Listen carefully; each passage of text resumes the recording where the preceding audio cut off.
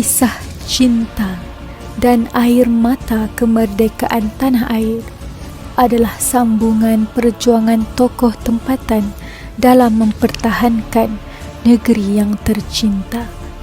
Dengarkanlah kisah ini agar jadi tauladan dalam menyuburkan cinta akan negara.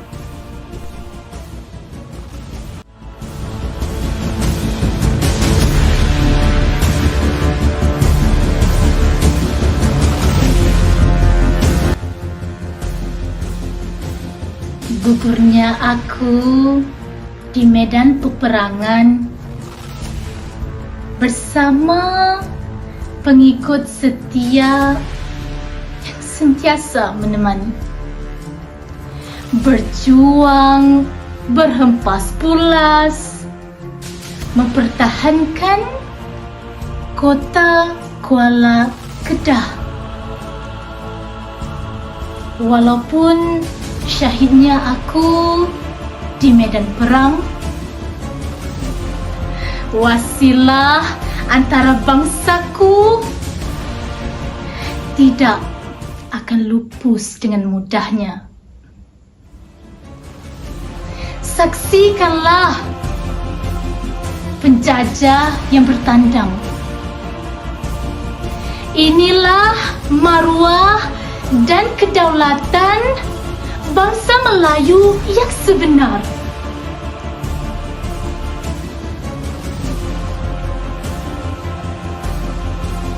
Datuk Maharaja Lela namaku. Perjuanganku menentang penjajah barat yang memporak-perandakan tradisi di bumi Melayu.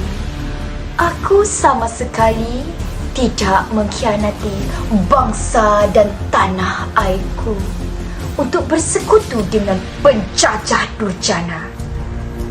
Tradisi Melayu ini tidak akan kurelakan penjajah menyentuhnya selagi jasad ini dikandung badan. Selagi itu perjuanganku berjalan. Maskulnya, perjuanganku dikhianati, sumpah dan janji yang aku turuti dikecewakan. Sikap iri, dengki dan pengkhianatan berlaku. Sungguh aku jatuh di tangan penjajah.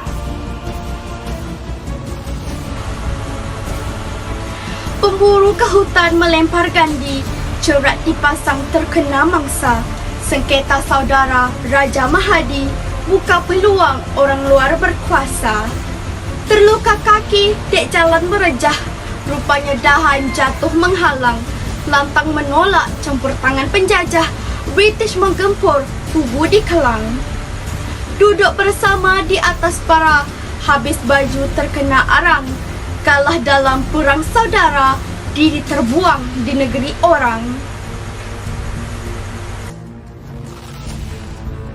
Perjuanganku bertunjangkan agama, bertunjangkan kepedihan dan sengsara bangsaku. Aku murba perkasa, kau tuduh pendahaka celaka. Aku tak rela tanah tumpah darahku diinjak dijajah. Aku tak rela hasil bumiku dicantas dipulas. Aku tak rela Melayu bangsaku ditindas. Aku tak rela Islam agamaku dipersenda dan diremehkan. Kalaupun aku mati di tangan bangsaku, aku mati sebagai pembela sejati. Mutiara tetap mutiara, meskipun terpendam di perut tiram, jauh pada dasar lautan.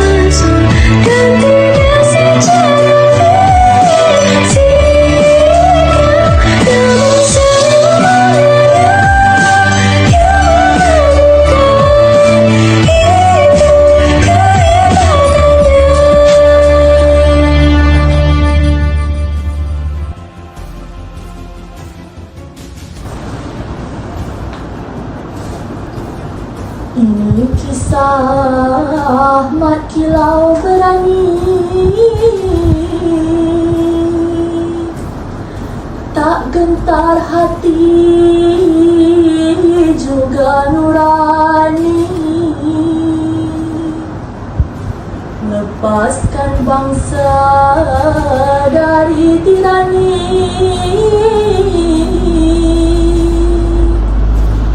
menolak harta, bebaskan negeri. Tidak kalah beraninya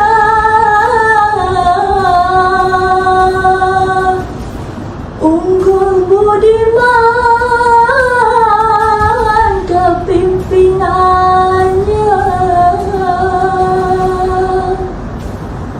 membela bangsa dan tanah airnya.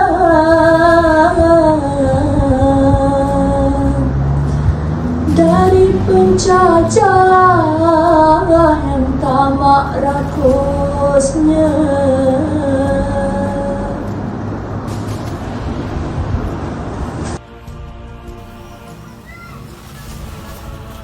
Aku Mat Saleh, bah. Tidak ku hirau itu penjajah. Banyak company sudah ku terjah. Ya, mereka gerun dan bertambah marah. Aku sambut tangan perdamaian mereka.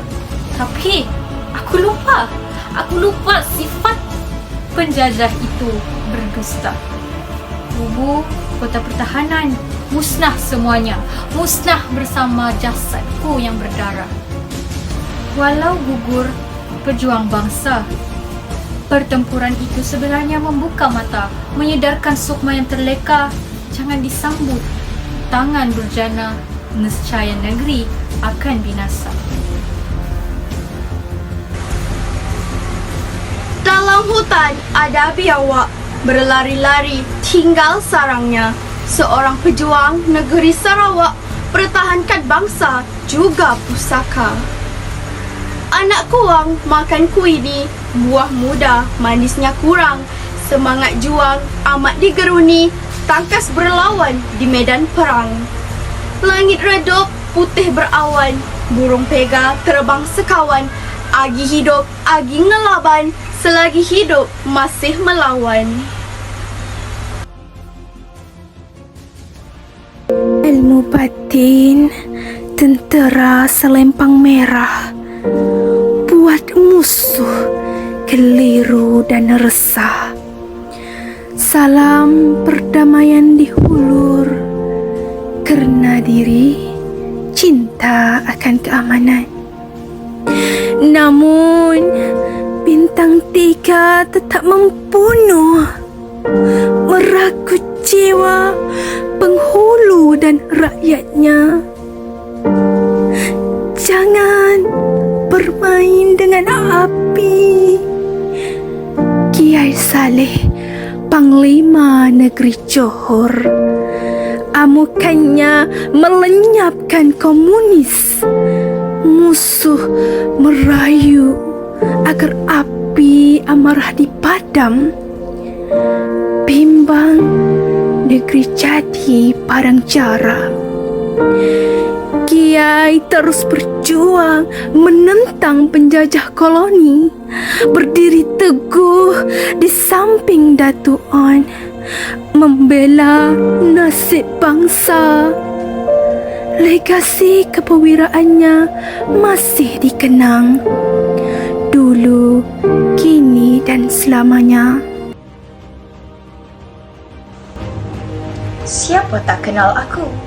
Dol Said, orang kaya Seri Raja Merah. Perang Naning saja sudah cukup gentarkan penjajah.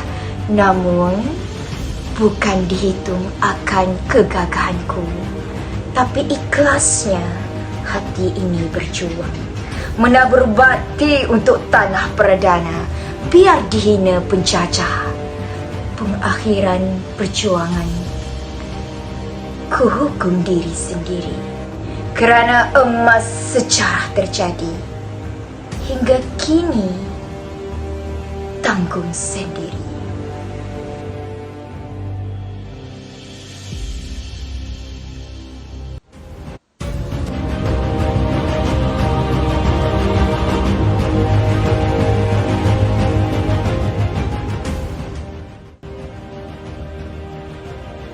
Biar hanya mempertahankan negeri kelahiran, perjuangan inilah yang menggerakkan keazaman seluruh rakyat untuk mencari erti kemerdekaan yang sebenar. Dari negeri lahirlah kecintaan kepada negara, dan semangat perjuangan negeri yang membara diwariskan kepada para pejuang zaman baru. Dan akhirnya Bandar Hilir menjadi saksi. Rakyat Tanah Melayu mula merasai sinar kemerdekaan apabila Tarikh Keramat diumumkan. Di Stadium Merdeka, 7 kali laungan bergema gagah dan ribuan jiwa menangis kegembiraan apabila dapat menapak nyata di bumi merdeka. Itulah permulaan menuju kemajuan serta pembangunan negara.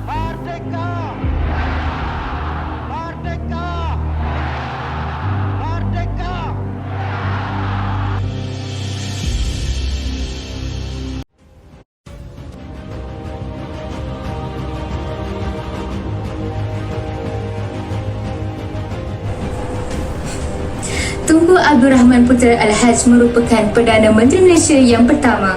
Sepanjang hayatnya, Tunku merupakan pemimpin yang berjiwa rakyat kerana berjaya meraih kemerdekaan pada 31 Ogos 1957 tanpa menumpahkan setitik darah. Negara di bawah pimpinan Tunku sebagai Perdana Menteri telah berjaya membawa kemakmuran dengan terlaksananya projek-projek pembangunan dan infrastruktur, kesihatan, pendidikan dan pembasmian kemiskinan bagi setiap rakyat dan negara dengan lebih sempurna. Tunku juga meningkatkan syiaran Islam dalam negara dengan cara memperluaskan kegiatan agama Islam dalam kalangan umat Islam. Dengan keteguhan tersebut, Tunku dikenang sebagai bapa kemerdekaan negara yang unggul sehingga kini.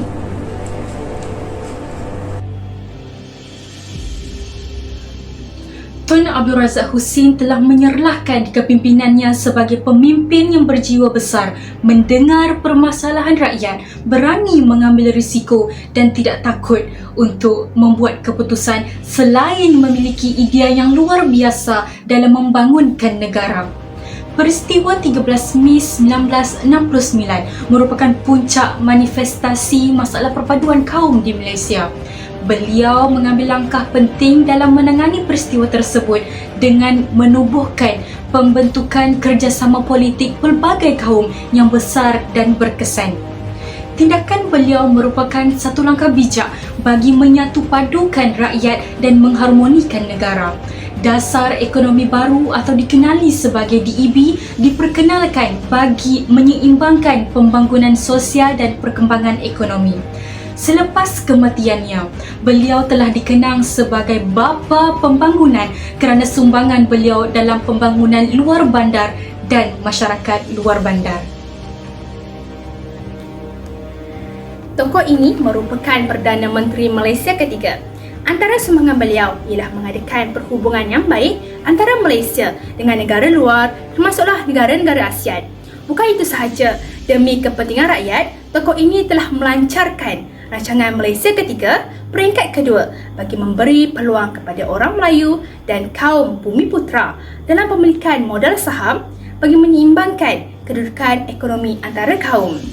Perjuangan yang dilakukan oleh tokoh ini adalah dengan satu matlamat, iaitu mencapai perpaduan antara kaum, kerana beliau diperlihatkan sebagai seorang yang amat ikhlas dalam memperjuangkan perpaduan kaum dengan mengambil tindakan keras terhadap sesiapa sahaja yang cuba membangkitkan kekacauan berbentuk perkauman di Malaysia. Tokoh ini tidak lain dan tidak bukan Bapa Perpaduan Malaysia, Tun Hussein Onn. Tun Dr. Mahathir telah digelar sebagai Bapa Pemodenan Malaysia dan merupakan pemimpin yang paling lama memegang jawatan sebagai Perdana Menteri. Tun telah membawa banyak perubahan kepada rakyat dan mengatur program untuk generasi yang membangunkan rakyat Malaysia agar setanding dengan kejayaan dunia luar.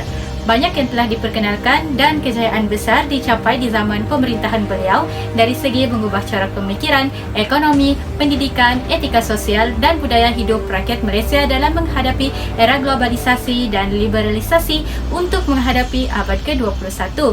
Selain itu, beliau juga telah memperkenalkan slogan di dalam pentadbiran awam negara, di antaranya kepimpinan melalui teladan, dasar pandang ke timur dan penerapan nilai-nilai Islam di dalam pentadbiran.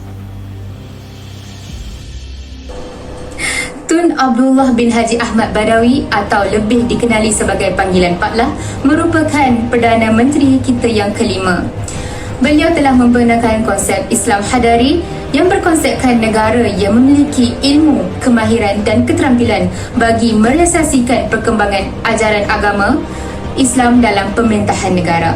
Dasar pemerintahannya diperkukuhkan lagi dengan pembangunan modal insan pada tahun 2005 yang memberi penekanan terhadap keseimbangan mental, fizikal dan spiritual. Beliau telah membuat pelbagai penambahbaikan pada sistem pendidikan secara keseluruhannya. Beliau digelar sebagai bapa pembangunan modal insan negara atas usaha beliau yang menjadikan pembangunan modal insan sebagai tunjang utama dalam pemerintahan.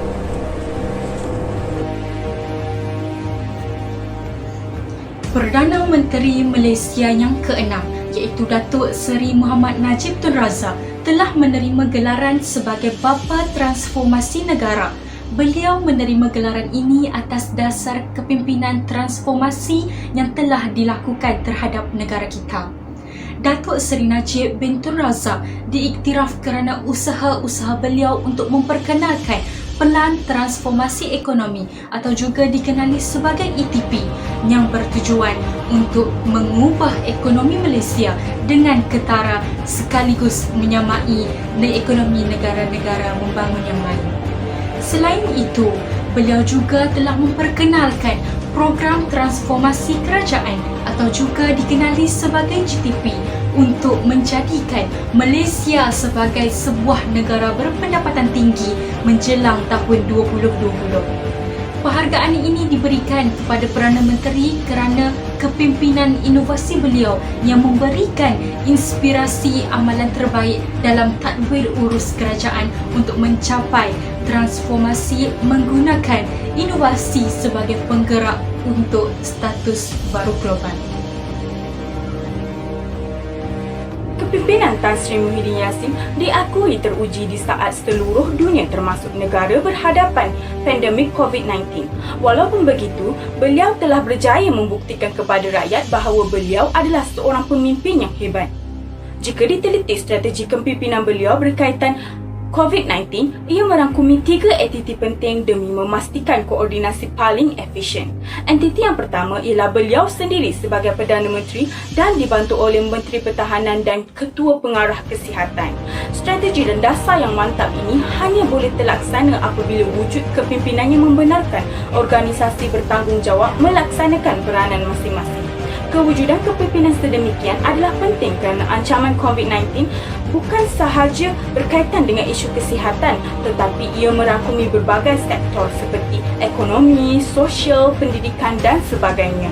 Perjuangan setiap tokoh mempamerkan usaha mereka untuk terus memastikan kedaulatan dan keamanan negara. Kini tanggungjawab kita sebagai rakyat yang prihatin untuk meneruskan perjuangan memerangi pandemik ini. Semat di jiwa kita slogan Malaysia Prihatin.